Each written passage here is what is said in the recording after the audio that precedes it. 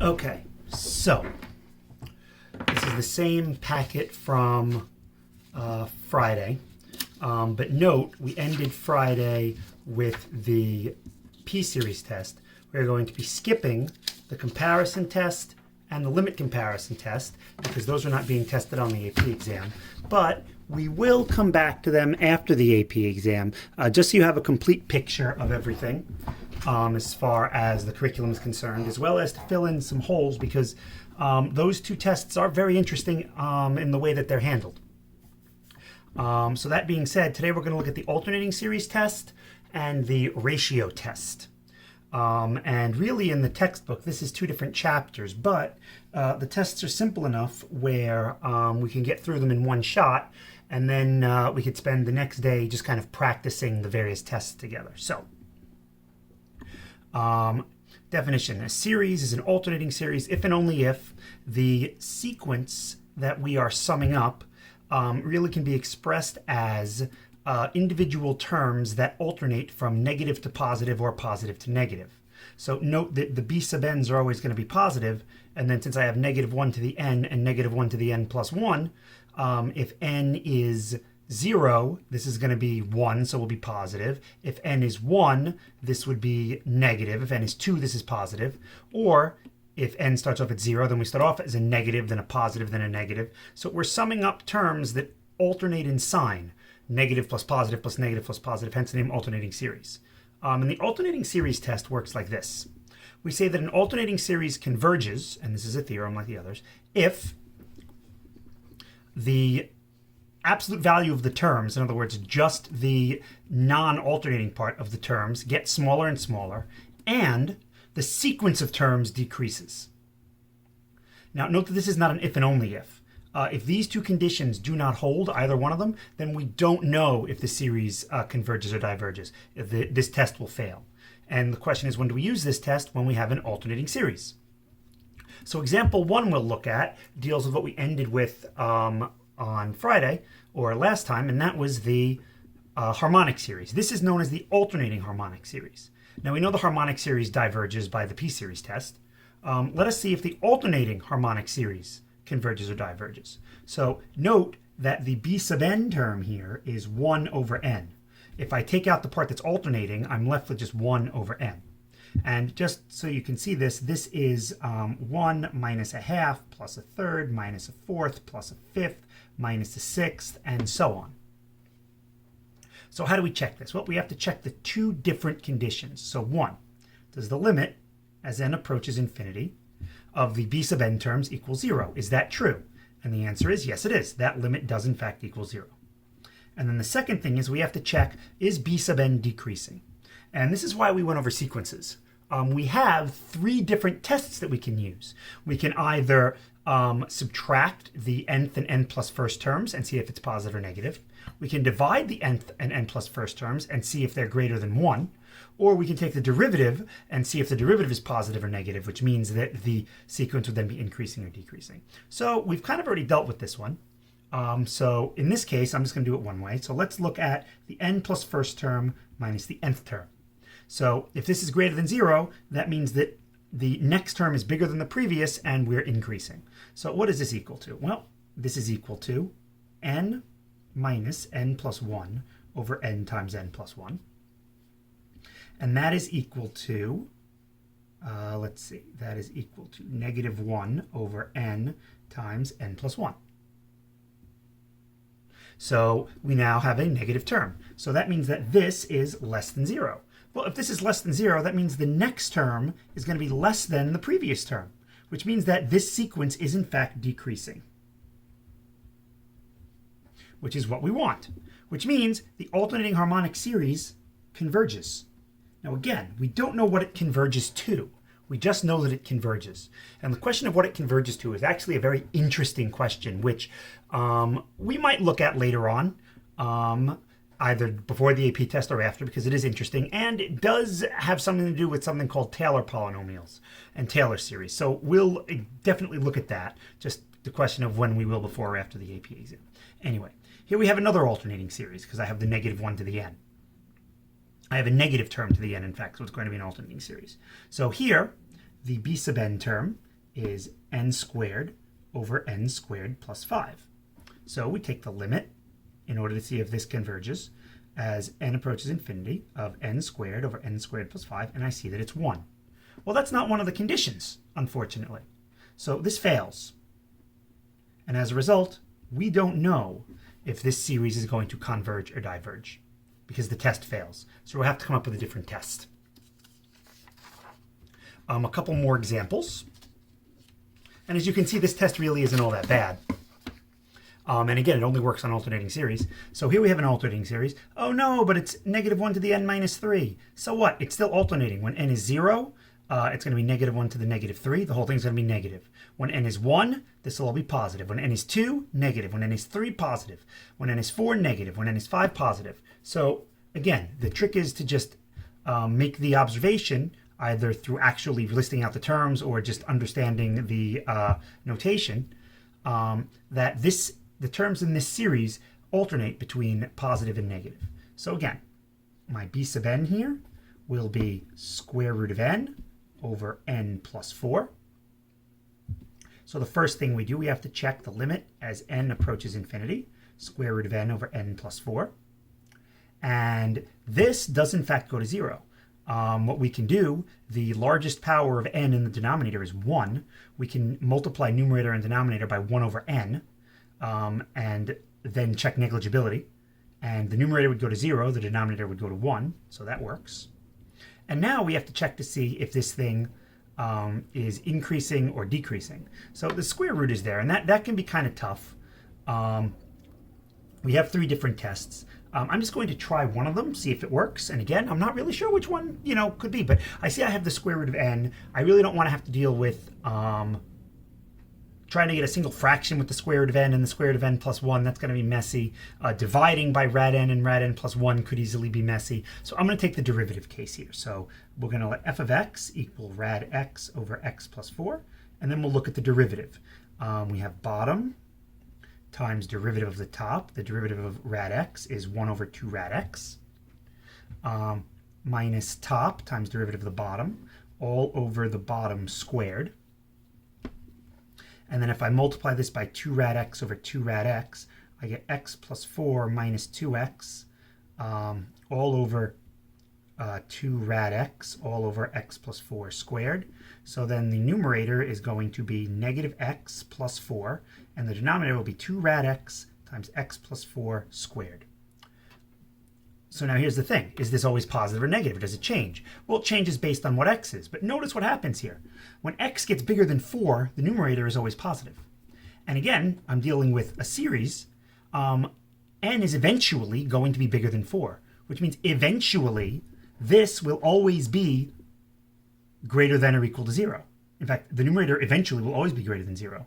The denominator, squared term is greater than 0. Square root of x is greater than 0. 2 is greater than 0. So eventually, this will be greater than 0. So what does that mean? That means that this is less than 0. When x is 5, this is negative 5 plus 1. That's negative. The numerator will eventually be negative. I'm sorry. Sorry about that. Wouldn't be a Cetron video without an error. So there it is.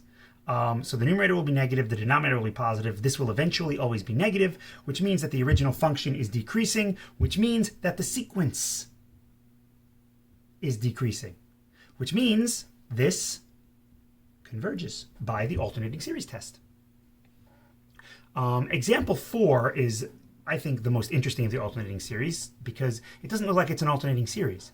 But when n is 2, cosine of 2 pi is 1.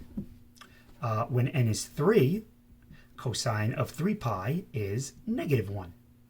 And then positive 1, and then negative 1. So this is, in fact, an alternating series. And in fact, this is equal to, as n goes from 2 to infinity, simply negative 1 to the n over rad n. So we can actually rewrite this because the cosine really doesn't matter up there. It's just there to give us the positive and negative ones. So again, we need 2 tests.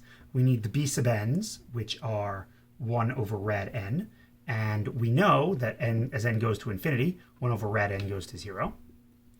And does this decrease? And yet it does decrease, and a very easy way to show it. This is, let f of x equal, this is the same thing as n to the negative 1/2. So the derivative will be negative 1/2 x to the negative 3/2. And as x gets really large, this is always going to be positive, and then times the negative 1/2 is going to make it negative. So this will eventually always be negative.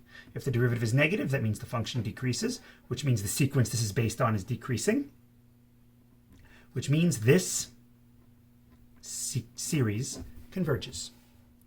So those are the harder ones. Again, you think about using the derivative here. If you don't, you are going to wind up with some very tricky algebra.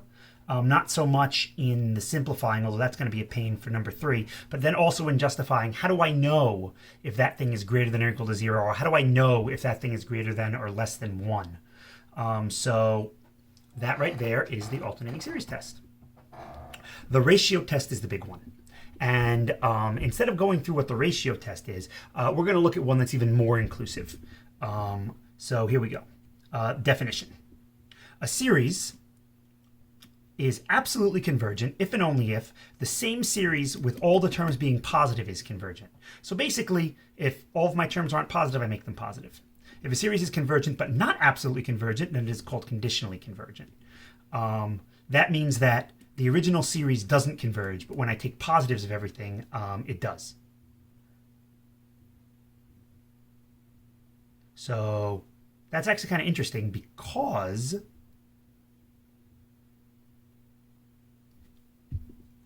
the alternating series,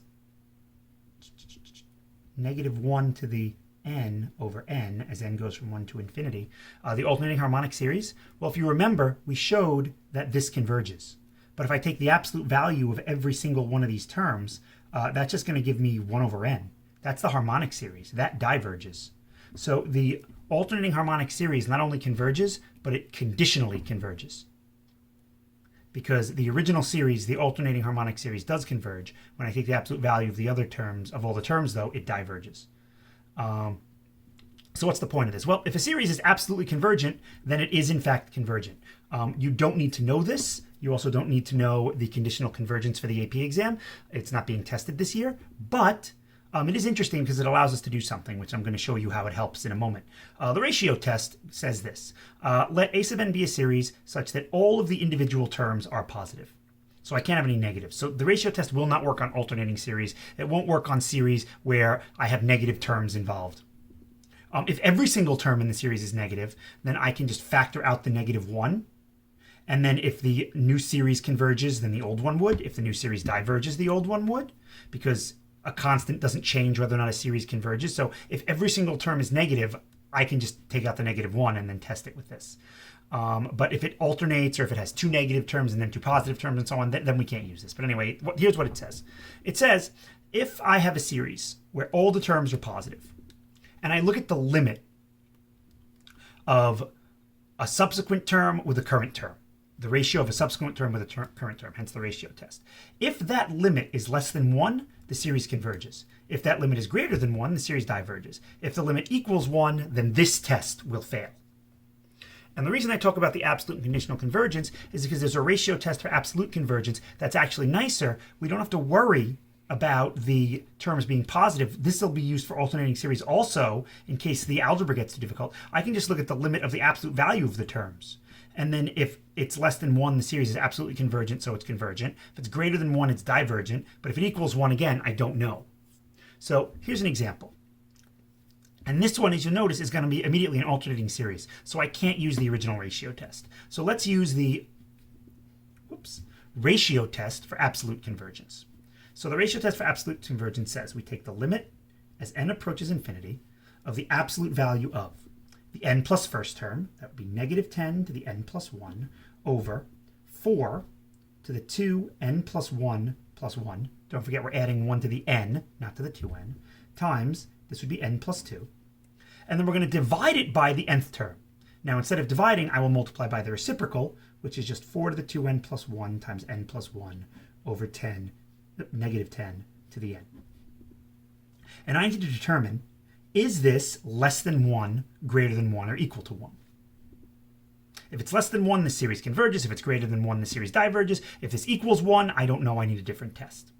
So what do I notice right off the bat? Well, right off the bat, I notice that when I do this test, I have a negative 10 to the n plus first term and a negative 10 to the nth term. Those are going to cancel and leave me with just a negative 10. N approaches infinity. So in the numerator, I have a negative 10. Absolute value of negative 10. What else do I have? I have a times 4 to the 2n plus 1 times n plus 1 over, and then in the denominator, this is 4 to the 2n plus 3 times n plus 2. Well, something really nice happens here. Here I have a 4 to the 2n plus 1. Here I have a 4 to the 2n plus 3. There are 2 more 4's in the denominator than the numerator. So these would cancel, and I would just be left with 4 squared. So that's the limit. I'll go over here. That is the limit. Okay, still on the camera, good. That is the limit as n approaches infinity of the absolute value of negative 10 times n plus 1 over 16 times n plus 2. Well, now what? Well, now, this is the limit as n approaches infinity. The absolute value of negative 10 is 10. The absolute value of 16 is 16. And the absolute value of these we don't know, but we do. N is going to infinity. If n goes to infinity, eventually this is going to be positive, and eventually this is going to be positive. So eventually their absolute values will just be the values themselves. Well, what is this limit as n approaches infinity? This is 10n plus 10 over 16n plus 32. And we know what this limit is. This is 10 over 16, which is less than 1. So by the ratio test, or the ratio test for absolute convergence, this, I guess I should say, this, therefore, this converges absolutely, which thus means that the series converges.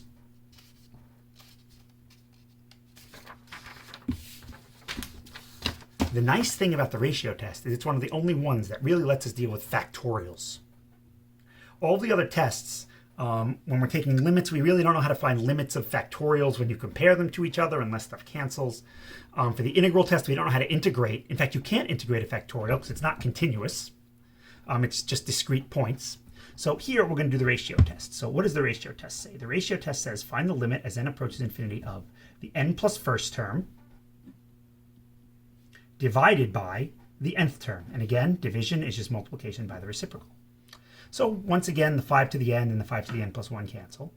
And if you remember from way back when we talked about factorials, even last year during induction, this is the same thing as n plus 1 times n factorial. Because this is n plus 1 times n minus 1 times n minus 2 times n minus 3. Well, that's what this is. It's n plus 1 times n minus 1 times n minus 2 times n minus 3. And if you note, then we have the n factorials which cancel. The 2n factorials would cancel. So we're left with the limit as n approaches infinity of absolute value of n plus 1 over 5. Well, I can remove the absolute value bars because, again, n plus 1 will eventually be positive, and 5 is, well, 5. And this limit is 0. 0 is less than 1. Therefore, this converges absolutely. And therefore, this series converges.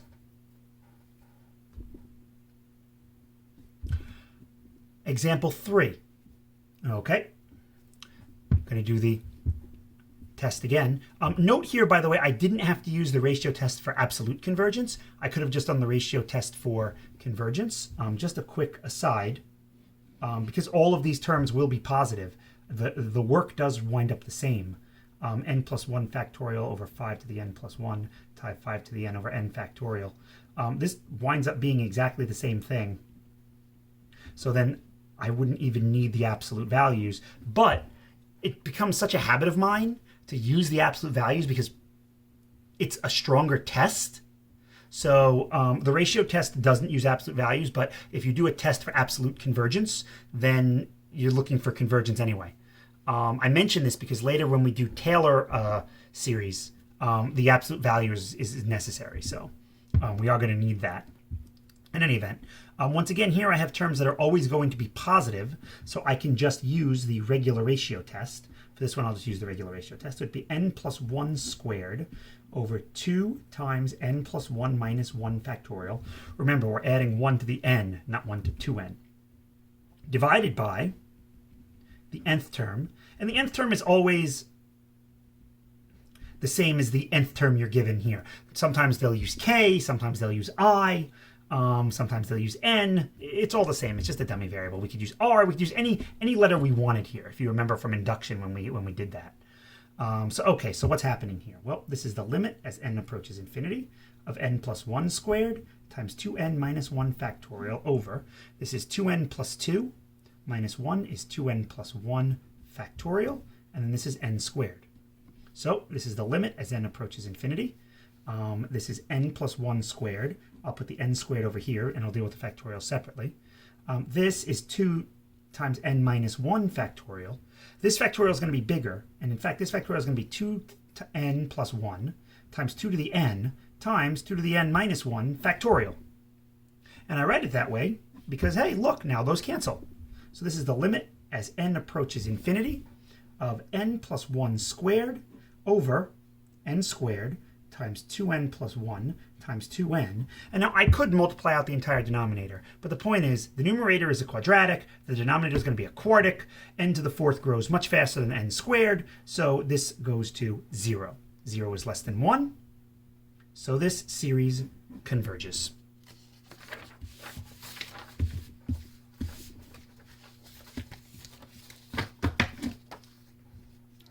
Example 4, this is going to be an alternating series. If you're not sure why, we could rewrite this as 9 to the n negative, no, I'll put that at the end there, 2 to the n plus 1 n, and then negative 1 to the n plus 1 there.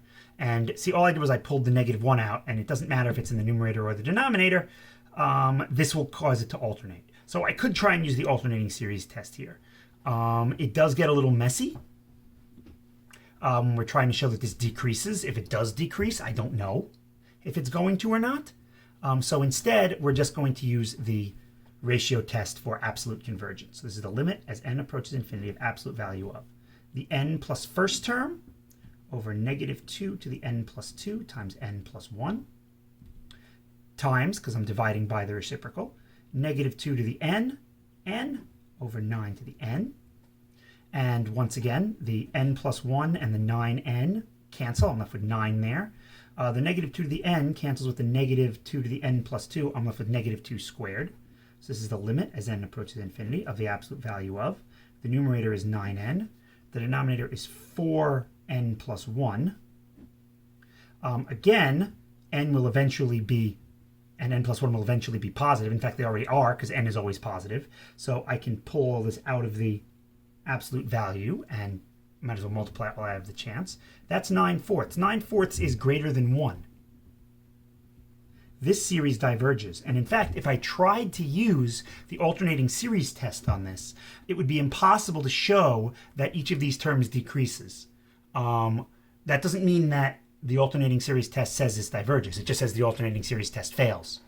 So luckily, I have the ratio test for absolute convergence to check. This diverges. All right. What about another alternating series? Okay, we'll take the limit as n goes to infinity of the absolute value of the n plus first term divided by the nth term, or the reciprocal of that nth term there, because we're multiplying by the reciprocal. And once again, same game. The negative 1 to the n and the negative 1 to the n plus 1 cancel. And I'm left with a negative 1 times n squared plus 1 on top. And I can multiply this out to get n squared plus 2n, and then add the 1 plus 2 on the bottom. If I take the absolute value, the denominator will eventually be positive. The n squared plus 1 will eventually be positive. In fact, it always is for n. The absolute value of negative 1 is 1. So this is the same thing as the limit as n approaches infinity of n squared plus 1 over n squared plus 2n plus 2, which equals 1. So this test is inconclusive. Yikes. In fact, the alternating series test is also going to be inconclusive. The divergence test will be inconclusive. I can't use the integral test on this because I don't know how to integrate negative 1 to the x. That doesn't work. The test we would have to use is one of the ones that we haven't looked at, one of the comparison tests, which unfortunately we haven't covered. So right now, with the materials, the tools we have, we can't tell if this converges or diverges, which well, that's kind of a bummer. But eventually we will be able to. All right, last test, last example. Now, just before we even do the actual ratio test, it should be noted that you should always try some of the other tests first. Like I would always try the divergence test first. It's the easiest one, if I can. As n goes to infinity, these terms go to a half. These terms are not going to 0. This is going to diverge by the divergence test. So with that said, let us see if the ratio test tells us the same thing. So it's the limit as n approaches infinity of the n plus first term. So this is going to actually be 2n plus 3, because I'm adding 1 to the n and then I'm distributing out. And as n goes to infinity, this just goes to 1/2. 1/2 is less than 1. So this diverges by the ratio test.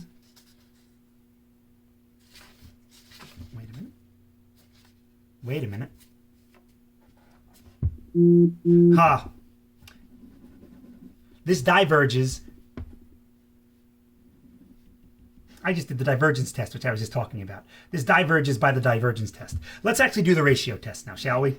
Sorry about that. N approaches in... Oh, I didn't even do...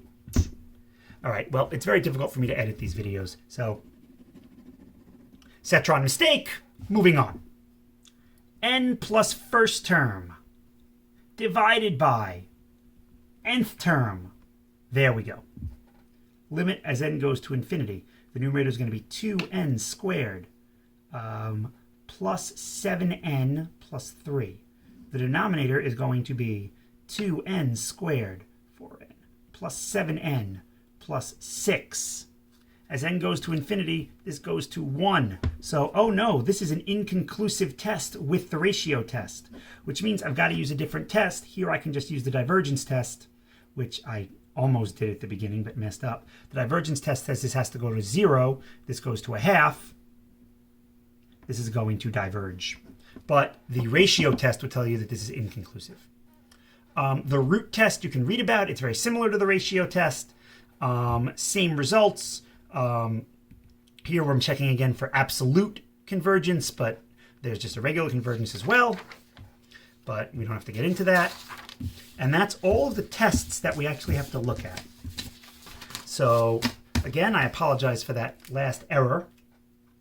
But those are the only 2 tests that you have to know, other than the ones we've gone over already, which is kind of nice. The comparison tests can get a little bit crazy. And with that, this is going to get the Cetron seal of approval. Bye, everybody.